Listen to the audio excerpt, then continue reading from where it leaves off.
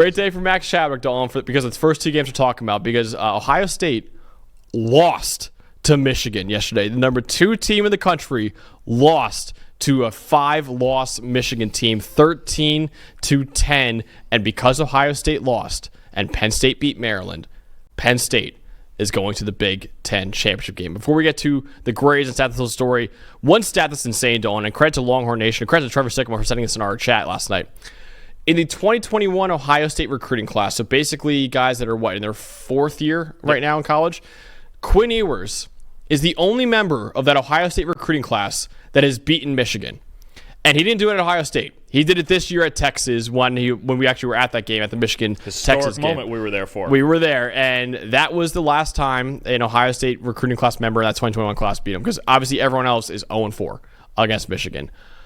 Insane, considering Ohio State was, a 23-point favorite or something like that against Michigan? The biggest upset in the series history. Dude, one of the biggest upsets of the entire season as well. So let's go over the grades from what was a massive, massive upset in college football yesterday. Starting off with Michigan and their superstar, Mason Graham, 89.1 grade. So Colson Loveland was out yesterday. Will Johnson was out yesterday. They still have a first-round pick, though, in Mason Graham, and he played like it, man. He was dominant out there. We'll talk about him in just a second. Miles Hinton, the offensive tackle, though, 83 grade. Cornerback Amir Hall, 82.7. Defensive tackle Kenneth Grant, another potential first-round pick, 81.3. TJ Guy, the edge defender, 75. And then Davis Warren with a 68.3 grade at quarterback. Let's go over to Ohio State with their highest grade players. Linebacker Arvell Reese, 91.2.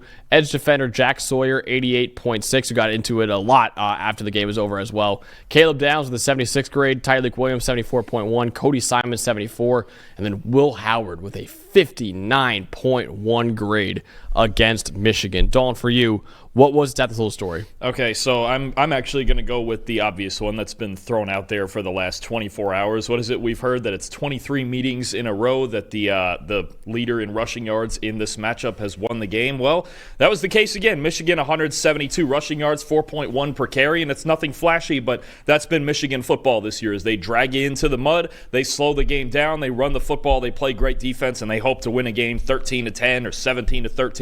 We saw it in the USC game. We've seen it in a couple of their other games. In the Ohio State game now, Michigan got to play their style of football, and this Ohio State running game has been a problem for several weeks, really ever since, going back to the Oregon game when they didn't run the ball well in that game. Only 77 rushing yards in this game, 3 per carry.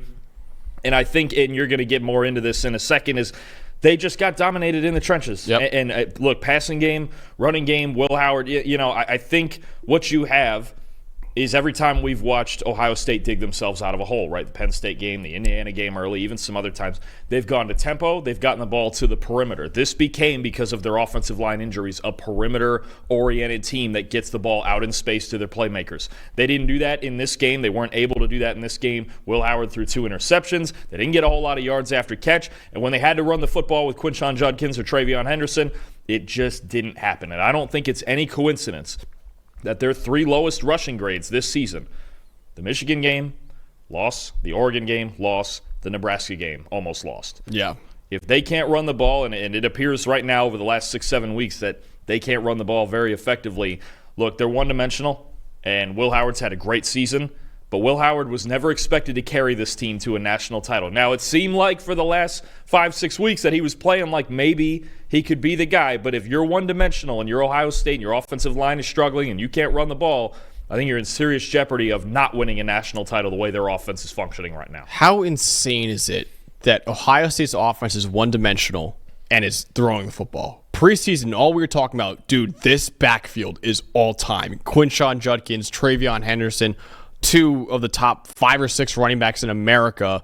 And listen, they've really struggled this year, and the offensive line has really struggled as well. And we at PFF have been preaching this from the rooftops for years, even decades now. If you don't have a good O-line, your running game's not going to be very good. Don't matter. Exactly. So 43.2 offensive line grade. That's why stat that tells the story here. Dalton, I said in the preview, the only way that Michigan can keep this game even close is if their defensive line dominated. Now, I'll even admit, I didn't think Michigan could win this game even if the D-line dominated. But they won this game because the D-line was that freaking good out there. Ohio State had a 45.7 pass blocking grade, 46.3 run blocking grade. They allowed a pressure on 42% of their dropbacks, only averaged 0.6 yards before contact per carry as well. And Will Howard, as he's been all year, not great under pressure. He had a 36.1 passing grade under pressure against Michigan in this game. And I said it before with Josh Simmons, your left tackle, your star left tackle right now is a first-round prospect on our big board. Seth McLaughlin, a really good center for them as well. With them out for the season, this O-line is by far the team's biggest weakness. And Dalton, you can make an argument, they're really kind of down their three best offensive linemen because your star left guard, Donovan Jackson, is playing completely out of position at left tackle. So you're neutralizing your best remaining offensive lineman in Donovan Jackson while also missing Josh Simmons, while also missing Seth McLaughlin as well. Since week 7, when Josh Simmons suffered that injury, Dalton, they have a 55.6 offensive line grade. That's 118th in college football. There's 134 teams. It's one of the 20 worst offensive lines in the nation since Josh Simmons got hurt. If they don't win the national title, it's not going to be because of Will Howard. And trust me, he was not good yesterday. I'm not saying that. It'll be because this O-line is destroyed by injuries and now is playing like one of the worst in the country. Yeah, and there's a lot of good defensive fronts in the playoff, right? When you talk about, you have Oregon, you have Penn State, you have Georgia in their defensive line, you have Tennessee. I mean, almost even Indiana, if they play them again. I thought Indiana's defensive line played well in the first game. Again, the offense and the special teams put their defense in bad spots. Part of the theme of a lot of this 12-team playoff is going to be really good defensive fronts. And if you can't block, none of the rest of it matters. Doesn't matter who your skill players are. Doesn't matter who your running backs are. Your quarterback's going to be under pressure.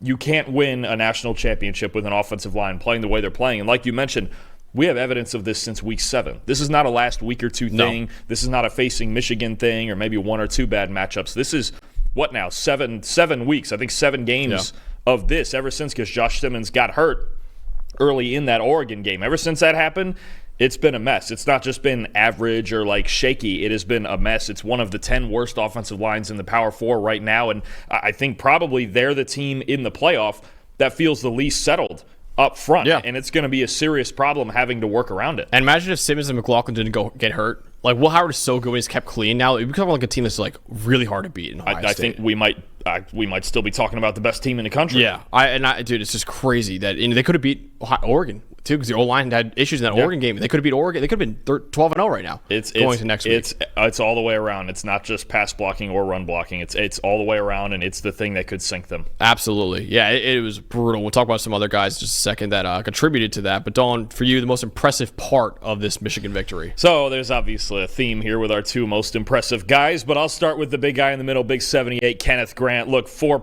tackles, 4 pressures, 80.2 run defense grade. He's a huge part of it. When you're talking about, that's what I was worried about, was that matchup at center with Carson Hinsman, and you're talking about Kenneth Grant being in the A gaps every play. He's a problem. He's a problem any week. 87.5 run defense grade this season, just proving why he's a potential first-round pick. One of the best run stoppers in the country, a good interior pocket pusher, and he did everything for them in this game. And I know you have another guy who's going to go even higher than him in the draft, but no, I mean, that's the story, is Michigan dominated in the trenches. I'll take Kenneth Grant, and I know you have the other one here because, I mean, it is the story, and it's in almost any game Michigan has won this season. These guys inside, and Josiah Stewart and Derek Moore on the outside, even TJ Guy's been really good. It's the best defensive line in the country, and repeatedly they proved it. Without this defensive line playing at this level, they're nowhere near 7-5 even. No, not even. They wouldn't make a bowl game without this D-line. They wouldn't. And my guy is missing Graham, obviously. And Dylan, I'm not saying it's as good as his performance, but what he did and what Kenneth Grant did as well reminded me a lot of a few years ago what Aiden Hutchinson did when he single-handedly beat Ohio State. He did. He had like 15 pressures against Ohio State. He almost won the Heisman off that game as well. Mason Graham and Kenneth Grant weren't that good, but they won this game for Michigan just like Aiden Hutchinson did a few years ago for Michigan in that game as well. He showed why he's the best D-tackle in college football and why he and Kenneth Grant are the best D-tackle duo in college football. 89.1 grade, 5 run defense stops on only 21 snaps with a tackle for loss as well.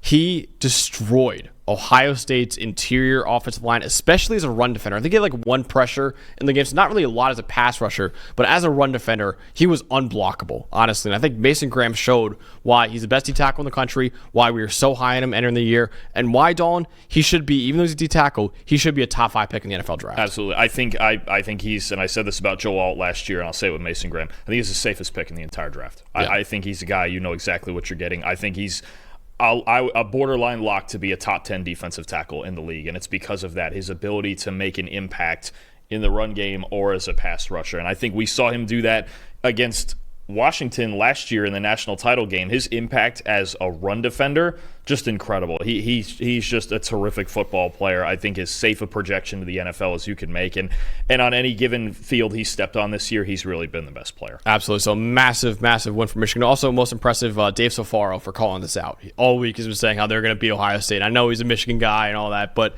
he did call it, and they did beat Ohio State. So big shout out to Dave Sofaro as well for...